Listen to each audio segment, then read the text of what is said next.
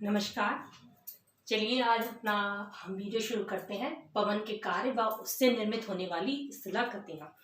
पिछले वीडियो में मैंने आप लोगों को अपर्दन और अनाच्छादन के बारे में बताया था। अपर्दन अनाच्छादन को दोनों को मैंने डिटेल से बताया था। आज मैं आपको बताऊंगी कि अपर्दनकारी जो शक्तियाँ होती हैं उनके क्या कार्य होते हैं और उनसे निर्मित होने वाली स्थलाकृतियाँ, वो सब मैं आपको पिछली वीडियो में बता सकती हूँ कि कौन कौन सी शक्तियाँ होती हैं। उसी के अंतर्गत उसी के क्रम में आज हम पढ़ेंगे पवन के कार्य व स्थलाकृतियाँ। देखिए, मैंने आप सबको बताया था कि जो हमारी अपर्दनकारी शक्तियाँ हैं जैसे कि नदियाँ, पवन, हिमानी, ये 3 प्रकार के कार्य करती हैं। मैंने आपको बताया था, अगर आपने को नहीं भी पता तो पिछला वीडियो देखिए आप। उसमें मैंने आपको बताया था कि 3 प्रकार के कौन कौन से कार्य होते हैं, एक अपर्दन और एक परिवहन और निक्षेपण। परिवहन मैंने यहाँ इंक्लूड नहीं किया है पर मैं आपको बता रही हूँ। 3 प्रकार के कार्य होते हैं, अपर्दन, परिवहन और निक्षेपण। तो अपर्दन में मैंने आपको बताया था कि किसी भी चट्टान का टूट फूट होना क्या कहलाता है, अपर्दन कहलाता है। और जब उसका परिवहन यानी एक स्थान से दूसरे स्थान तक उसको ले जाना। और निक्षेपण का अर्थ मैंने बताया था कि उस जो अपर्दित पदार्थ है उसको कहीं पर जमा कर देना, एकत्रित कर देना, तो वो क्या कहलाता है, आपका निक्षेपण कहलाता है। ठीक है, तो ये कार्य करती कौन है, ये अपर्दनकारी शक्तियां करती हैं, जिसमें कि आज पवन के बारे में हमने पढ़ा। तो पवन के मैंने आपको कार्य बता दी। पवन ने भी 3 कार्य किए, अपर्दन, परिवहन और निक्षेपण। ठीक है, परिवहन या अपवाहन, वायु के कार्य को क्या कहते हैं, अपवाहन। तो हमको आज यही पढ़ना है कि जब ये हमारी अपर्दनकारी शक्तियां हैं, ये तीनों कार्य करती हैं, तो इसमें क्या होता है, कुछ स्थलाकृतियों का निर्माण भी करती हैं। ठीक है, तो उन स्थलाकृतियों के बारे में हमें पढ़ना है। तो हम आज आपको बताते हैं कि जैसे पवन ने अपर्दन का कार्य किया तो वह कुछ स्थलाकृतियों का निर्माण करती है। और देखिए, परिवहन में तो किसी स्थलाकृति का निर्माण होगा नहीं, क्योंकि वो तो एक स्थान से दूसरे स्थान तक अपर्दित पदार्थ को ले जाएगी सिर्फ। और उसके बाद निक्षेपण जब जमा करेगी किसी चट्टानों के टूटे फूटे भागों को, तो वो स्थलाकृति बनेगी। तो आज हम यही पढ़ेंगे। तो देखिए, जब पवन अपना अपर्दित कार्य करती है यानी कि किसी चट्टान की टूट फूट होती है तो उसमें स्थलाकृति बनती है। कौन कौन सी बनती है, देखिए, पहले नंबर पर गारा या छत्रक, मशरूम रॉक, इसको इंग्लिश में बोलते हैं। उसके बाद जालीदार शिला, स्टोन लेटेड, ठीक, भूस्तंभ, ज्यूगेन, इंसेलवर्ग और बातवर्ग। इन सबकी इंग्लिश में मैंने लिखी है। इंसेलवर्ग को इंग्लिश में भी इंसेलवर्ग ही बोलते हैं, इसलिए मैंने यहाँ पर इंक्लूड नहीं किया है। ज्यूगेन को कहीं कहीं पे ज्यूजेन भी बोलते हैं, किसी किसी बुक में आप देखिएगा ज्यूजेन भी लिखा है, वो गलत नहीं है। ठीक है, तो ये तो कार्य है अपर्दित कार्य अपर्दन के। ठीक है, जो पवन अपर्दन करती है यानी टूट फूट करती है।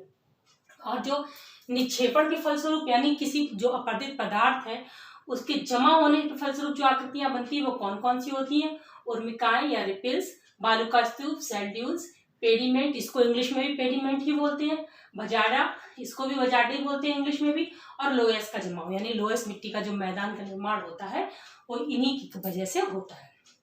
तो होता क्या आप समझिए। देखिए, जब कोई भी स्थान है, मान लीजिए थोड़ा सा गला खराब है, माफ कीजिएगा। तो क्या होता है कि जैसे कोई चट्टान है, ठीक है, अगर उसमें कोई टूट फूट करेंगे, वो चट्टान मान लीजिए किसी भी रूप में बनी हुई है, उसमें कुछ टूट फूट होगी तो कोई तो नई स्थलाकृति बनेगी। आप खुद ही सोचिए कि आपके घर में कोई पत्थर रखा है, किसी मान लीजिए गोल आकार का रखा है, और आपने उसे तोड़ा फोड़ा हथौड़ी और से, तो कोई तो आकार का निर्माण करेगा, तभी तो हम लोग कहते हैं देखो ये तो इसकी तरह लगने लगा। ऐसा होता है। ऐसे ही अपर्दनकारी शक्तियां भी जब चट्टानों को तोड़ती फोड़ती हैं तो वो नए रूप में बनती हैं। ठीक, जब वो नए रूप में बनेंगी तो वो कार्य आपका अपर्दित कार्य कहलाएगा, जिससे नई स्थलाकृतियां बन जाएंगी। ठीक, और जब भाई कोई चीज टूट गई, मान लीजिए वो ढेर जो टूट फूट आपने जमा की, धूल मिट्टी कंकड़ छोटे छोटे जमा हो गए, आपने पत्थर तोड़ा, फिर आपने झाड़ू लगा के उसे एक स्थान पर जमा कर दिया, तो कभी कभी आप देखते हैं वो टीले के रूप में जमा हो जाता है। कभी नहीं, कूड़ा आपने देखा होगा कि कूड़ा पत्थर जब आंधी बहुत ज्यादा आ जाए, जब हम इकट्ठे करते हैं ढेर को, तो ढेर के रूप में जमा होता है, कभी कभी फैल जाता है, कभी कभी नई नई स्थलाकृतियां बन जाती हैं। ऐसे ही क्या होता है, ये जो शक्तियां हैं ये भी इसी तरह से कार्य करती हैं। तो जो टूट फूट होती है इससे भी नई स्थलाकृति बनती है, और जो इनका टूट फूट से जो अपर्दित पदार्थ होता है उनका परिवहन होता है, वो जब दूसरी जगह पर जाकर जमा कर दी जाती है तो उनसे भी नई स्थलाकृतियां बन जाती हैं। ठीक, तो ये तो कार्य आपको समझ में आ गए। ये कार्य हर अपर्दनकारी शक्ति का होगा, सिर्फ पवन का ही नहीं है। ये अगर चाहे नदी पढ़ेंगे, जब हिमानी पढ़ेंगे, कुछ भी पढ़ेंगे, तो उनमें अपर्दनकारी शक्तियों के 3 कार्य आपको पढ़ने हैं, अपर्दन, परिवहन और निक्षेपण, ये हर में है। ठीक है, तो आज हम पढ़ेंगे मेन चीज हमारा फोकस क्या होगा कि अपरदन के जो फलस्वरूप होता है, जो अपरदन कार्य पवन करती है उसके फलस्वरूप जो स्थलाकृतियां बनती है, आज हम उनको पढ़ने जा रहे हैं। देखिए अब आप ये कहेंगे कि पवन जो होती है वो तो, वायु तो हर जगह है, तो हर जगह क्यों नहीं इन स्थलाकृतियों को हमें देखने को मिलता है। देखिए पवन जो होती है वहीं प्रभावी होगी जहाँ पर इसको खुली जगह मिलेगी, रेतीला वो मिलेगा, रेतीला माहौल मिलेगा। जैसे कि पवन सबसे ज्यादा प्रभावी कहाँ पे होती है, अर्ध शुष्क प्रदेशों में, शुष्क प्रदेशों में या मरुस्थलीय चट्टानी भागों में पवन वहीं पर प्रभावी होती है। अब आप कहें कि यहाँ क्यों नहीं पवन प्रभावी हो रही, भाई यहाँ तो पेड़ पौधे भी हैं, यहाँ का माहौल मैदानी क्षेत्र है हमारा, ये जो भी जहाँ भी हम रहते हैं अगर वहाँ पेड़ पौधों की अधिकता है तो मिट्टी बंधी हुई है, वहाँ की मिट्टी उड़ेगी नहीं। जब मिट्टी उड़ेगी नहीं हवा के साथ में तो हवा में उतनी तेजी भी नहीं होगी, और जब तेजी नहीं होगी मिट्टी और उसके संग चट्टानों के कण धूल मिट्टी वगैरह नहीं उड़ेगी तो वहाँ अपरदित कार्य नहीं संभव है। तो पवन का जो हमें क्या कहते हैं कार्य देखने को मिलेगा वो किन क्षेत्रों में मिलेंगे, वो मरुस्थलीय क्षेत्रों में, मरुस्थलीय चट्टानी भागों में, अर्धशुष्क भागों में, इन्हीं क्षेत्रों में हमें इस प्रकार की आकृतियां देखने को मिलती हैं। आप कहें कि हमें हमारे यहाँ क्यों नहीं देखने को मिलती है, वो इसीलिए मिलती है कि पवन प्रभावी मरुस्थलीय क्षेत्रों में ही ज्यादा होती है। ठीक है, तो आइए अब शुरू करते हैं हम लोग। सबसे पहले हम पढ़ेंगे अपरदन। अपरदन बताया चट्टानों का टूट फूट होना। तो जब हवा के द्वारा हवा चलने से किसी चट्टान पर टूट फूट होकर नई स्थलाकृति बनी तो वो कार्य अपरदन के अंतर्गत। तो कौन कौन से बने, सबसे पहले हम पढ़ेंगे गारा, छत्रक या मशरूम रॉक। ठीक, तो गारा छत्र की कैसी ये आकृति कैसे बनती है ये समझते हैं। देखिए जब किसी भी मरुस्थलीय भाग में चट्टान है, कोई चट्टान है, उस पर हवा चली, ठीक, तो क्या होता है हवा के साथ साथ भाई रेत के छोटे छोटे कण, बड़े कण, जब हवा प्रभावी है तो जब बड़े कण भी उड़ते हैं, छोटे कण भी उड़ते हैं, कुछ टुकड़े भी उड़ते हैं। आपने आंधी में देखा होगा कि कभी कभी आंधी में इतने बड़े बड़े टुकड़े भी आ जाते हैं। इसी तरह के जहाँ पे हवा प्रभावी होती है ये सब चीजें हवा के साथ उड़ती हैं। तो क्या होता है ये पत्थरों पर धक्का मारती हुई, उनको घसीटती हुई, उनको रेतती हुई चलती है। तो जब हवा जो होती है के साथ महीन कण, जो रेत के महीन कण होते हैं वो जमीन से 1-2 मीटर की ऊंचाई तक ही उड़ पाते हैं, इससे ऊपर नहीं उड़ पाते। उससे ऊपर के जो कण होते हैं वो थोड़े से उससे बड़े होते हैं।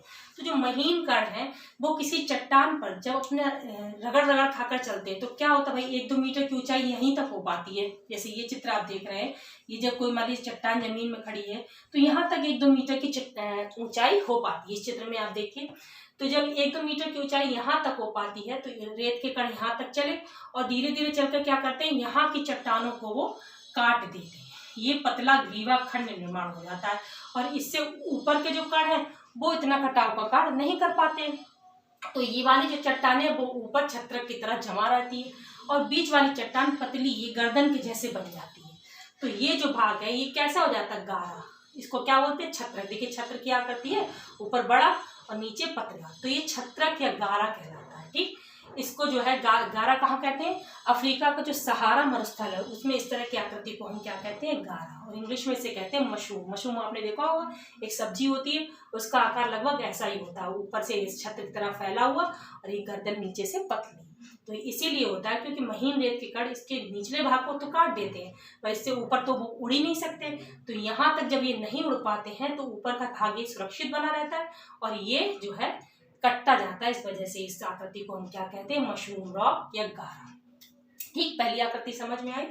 अब दूसरी आकृति मैंने लिखा है जालीदार शिला या स्टोन लेटरिंग। ठीक है, जालीदार शिला में क्या होता है कि किसी भी मरुस्थलीय प्रदेश में जो कोई चट्टान है वो उभरे हुए क्रम में बनी हुई है और यदि वो चट्टान है तो जाहिर सी बात है कि उसमें कोमल चट्टानें भी होंगी, कठोर भी चट्टानों का मिश्रित जो चट्टान होगी, मान लीजिए कहीं पर उभरी हुई खड़ी हुई है और हवा के प्रभाव जो प्रवाह है वो उस पर तेजी से बार बार रगड़ खाकर चल रहा है। ठीक, रगड़ लग रही है तो क्या होगा, इसमें जो कोमल चट्टानें होंगी, भाई अपरदन तो उसी चीज का होगा जो मुलायम होगी, कोमल होगी, कठोर चीज तो जल्दी टूटेगी नहीं। तो क्या होता है जो मुलायम वाली आपकी चट्टानें हैं ये तो हो जाती हैं आपकी अपरदित यानी टूट फूट जाती हैं और इसमें जगह जगह पर जाली जैसी छेद जैसे बन जाते हैं, जैसे कि आप आकृति में देख रहे हैं।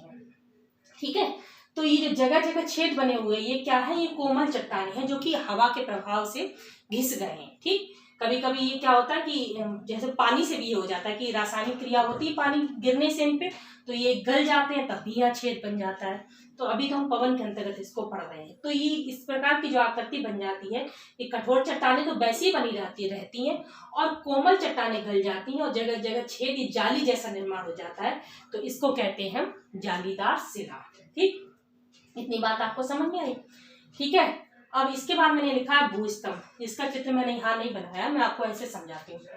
ठीक है, भूस्तंभ में क्या होता है कि जब किसी कोमल चट्टान पर कठोर चट्टान उसको ढके हुए है, ठीक है, मान लीजिए ये आपकी कोमल चट्टान बनी हुई है, इधर देखिए मैं आपको समझा रही हूँ, ये आपकी कोमल चट्टान या मिट्टी है, कोमल मिट्टी है समझ लीजिए, इसके ऊपर भी मिट्टी बची, लेकिन इस वाली मिट्टी को कठोर चट्टान ने ढक रखा है। ठीक, इसके अंदर भी मिट्टी भरी हुई है, लेकिन यह कोमल चट्टान है, ऊपर से किसी कठोर चट्टान ने इसको ढक रखा है।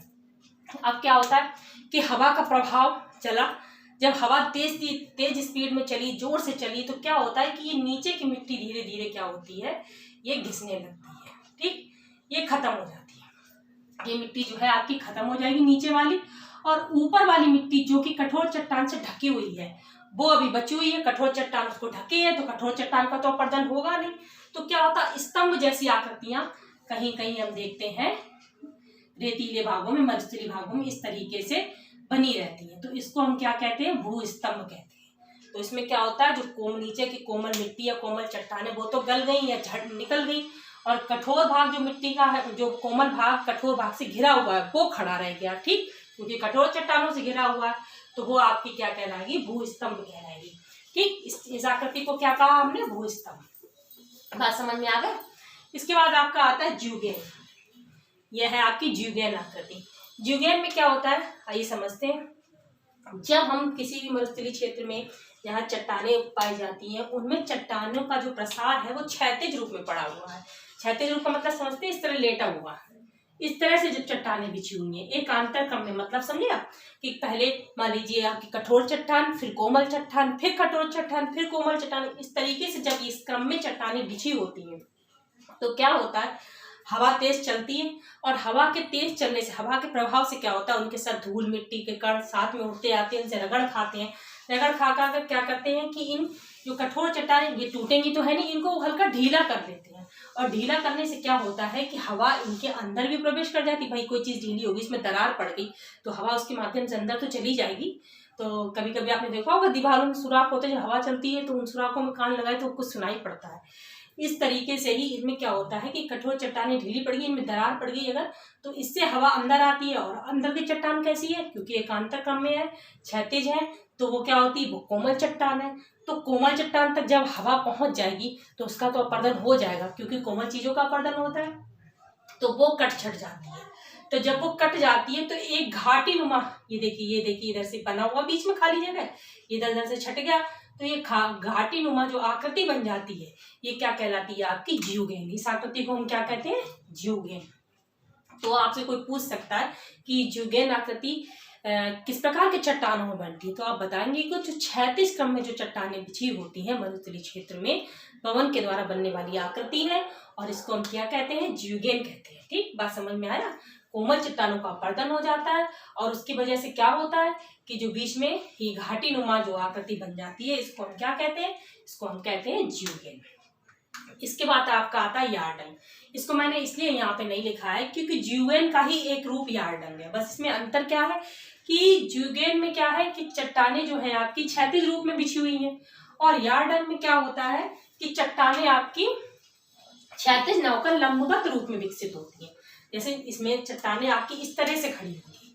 ठीक, एक कठोर चट्टान, एक कोमल चट्टान, फिर एक कठोर चट्टान, फिर एक कोमल चट्टान, इस तरीके से आपकी चट्टानें इसमें पड़ी हुई होती हैं। और क्या होता है कि जब हवा चलती है तो मान लीजिए बीच में कोमल चट्टान है, तो इस कोमल चट्टान का क्या होगा, अपर्दन हो जाएगा, और ये मान लीजिए यहाँ पे आ गई। ठीक, और फिर क्या हुआ, इधर भी कोई कोमल चट्टान है तो इसका भी अपर्दन हो गया, वो भी इधर पे आ गई।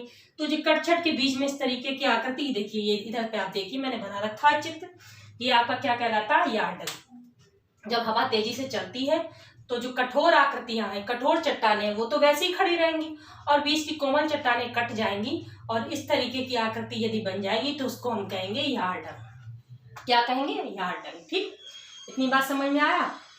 उसके बाद मैंने यहाँ पर एक चीज़ आपको और लिख दी है, डाई काउंटर्स। ये क्या होते हैं?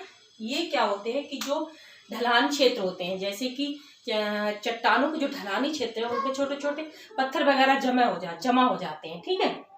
तो वो जो पत्थर होते हैं उन पर हवा चली, और हवा चलकर क्या होता है कि ये जो है इनके 3 कोण में, तो हवा चली, मान लीजिए हवा इधर से चल रही है तो इस क्षेत्र को प्रभावित करेगी, इधर एक कोना बन गया। अगर इधर से चली तो इधर एक कोना, ये 3 कोने के रूप में, इनको 3 कोने जैसे ये पत्थर बन जाते हैं। और ये किससे? हवा के प्रभाव से ये 3 कोने बनते हैं। कभी कभी जब कालांतर में लंबे समय तक इन पर हवा का प्रभाव चलता रहता है तो ये गोल भी हो जाते हैं। ऐसा नहीं कि कोने ही बने रहते, ये ऐसे करके गोल भी बन जाते हैं। इनके कोनों को भी हवा जो है साफ कर देती है इस तरीके से, और ये गोल बन जाते हैं, ठीक। इनको क्या कहते हैं? इन पत्थरों को हम कहते हैं डाई काउंटर्स, ठीक। इतना बात आप समझ गए। इसके बाद जो आखिरी आकृति बनती है, मतलब अपर्दन की कहने चाहिए आखिरी स्थिति होती है, वो आपकी होती है इंसेलबर्ग। इसको हम क्या कहते हैं? इंसेलबर्ग। इसको कहा जाता है कि अपर्दन का अंतिम रूप होता है। इसमें क्या होता है कि कोमल चट्टानों का पूरी तरह से अपर्दन हो जाता है, और जो कठोर चट्टानें होती हैं वो गुम्मद के रूप में जमा रह जाती हैं। जैसे मैंने आपको चित्र में देखिए बनाया, ये जो गुम्मद के रूप में इस चट्टानें खड़ी हुई हैं, ये है आपकी कठोर चट्टानें। ये गुम्मद के रूप में खड़ी हो रहती हैं और कोमल चट्टानें अपर्दित हो जाती हैं। तो इस आकृति को हम कहते हैं इंसेलबर्ग। क्या कहते हैं? इंसेलबर्ग। इतनी बात आपको समझ में आई कि जब हमारे हवा के प्रभाव इतना तेज मतलब हो जाता है कि सारी चट्टानें, कोमल चट्टानें विघटित हो गई, और जो कठोर चट्टानें हैं वो इस तरह गुम्मद के रूप में खड़ी रह जाएंगी, क्योंकि इनका तो विघटन जल्दी होगा नहीं, तो ये चमकेंगी गुम्मद के रूप में, तो इसे हम कहेंगे इंसेलबर्ग, ठीक। इसके बाद एक चीज आपकी और रह गई है इसमें, बात गर्त या ब्लो आउट। इस बात गर्त में क्या होता है कि जब रेतीले क्षेत्र हैं, रेगिस्तानी क्षेत्र हैं, उनमें क्या हुआ, हवा जब तेजी से चलती है तो वो हवा अपने साथ बहुत सारी रेत एक जगह से उड़ाकर दूसरी जगह ले जाती है। तो जिस जगह से वो रेत को उड़ाकर ले जा रही है वहां काफी बड़ा सा एक गड्ढा जैसा बन जाता है, ठीक। जैसे मान लीजिए ये रेत है, ये सारी रेत भरी हुई है और हवा इसको उड़ाकर ले गई। जब यहाँ की रेत को हवा ले जाएगी तो ये गड्ढा ही तो बन जाएगा यहाँ पर। जब ये गड्ढा बन जाता है तो ये क्या कहलाता है? आपका बात गर्त, ठीक। मिस्र का एक बात है अलकत्तारा, क्या नाम है? मिस्र का अलकत्तारा एक जो बात गर्त है वो प्रसिद्ध है, इसके बारे में आप सबने सुना भी होगा। तो वो आपका एक प्रकार का बात गर्त आपने पढ़ा होगा मिस्र का, मैंने आपको बताया। तो ये सारी आकृतियां किससे बनी? ये बनी है पवन के अपर्दन के कार्य से, ठीक। ये ध्यान रखिएगा, ये अपर्दन के कार्य, निक्षेपण के कार्य तो मैं आपको अगले वीडियो में बताऊंगी, लेकिन आप लोगों को इतना करना है कि इतना पढ़ के समझना है। सिर्फ ये नहीं कि मैंने बता दिया आपने बस वीडियो देख लिया खत्म किया, ये नहीं करना है। जितने भी बच्चे हैं इन वीडियो को ध्यान से देखें, समझें और पढ़ें, तो मैं आपको विश्वास दिलाती हूँ कि आगे आने वाली जो भी आपकी क्लासेस हैं या कंपटीशन, उनमें आपको बहुत फायदा मिलने वाला है, ठीक है। इनको पढ़िए, समझिए, और इतना बस ध्यान रखिएगा कि ये किससे बनने वाली आकृतियां हैं? पवन से बनने वाली आकृतियां हैं। कहाँ बनेंगी? अर्धशुष्क प्रदेशों में, मरुस्थलीय क्षेत्रों में, ठीक है, चट्टानी भागों में, जो मरुस्थलीय चट्टानी भाग है वहां में, और वहीं पर पवन प्रभावी होती है, ठीक। तो पवन के प्रभाव से बनने वाली अपर्दन की जितनी भी आकृतियां मुझे पता थी मैंने आपको सारी बताई। फिर भी अगर कोई कंफ्यूजन हो तो आप पूछिएगा। अगले वीडियो में मैं जल्दी उपस्थित होंगी और उसके साथ मैं आपको बताऊंगी निक्षेपण की आकृतियां। एक वीडियो में बताओ तो वीडियो बहुत लंबा हो जाता है और पढ़ने में फिर इतना इंटरेस्ट आप लोगों को नहीं रहेगा। आशा करती हूँ आप सबको समझ में आया होगा। धन्यवाद।